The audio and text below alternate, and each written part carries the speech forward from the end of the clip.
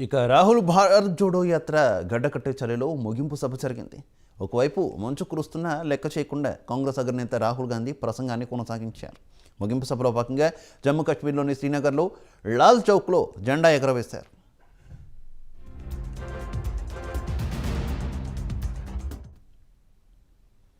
ఈ సందర్భంగా రాహుల్ గాంధీ మాట్లాడారు. ఈ పాదయాత్రకు సహకరించిన ప్రతి ఒక్కరికి ధన్యవాదాలు తెలిపారు.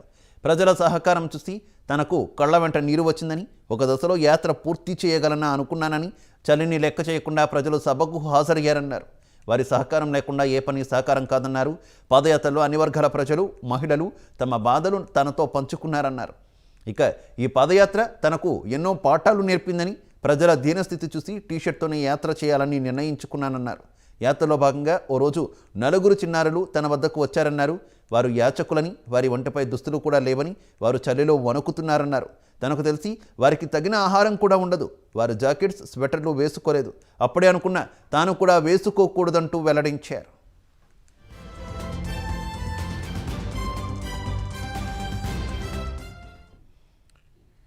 ఇక కశ్మీర్లో తన పాదయాత్ర గురించి మాట్లాడుతూ భయం లేకుండా జీవితాన్ని తన కుటుంబం నుంచి నేర్చుకున్నానన్నారు.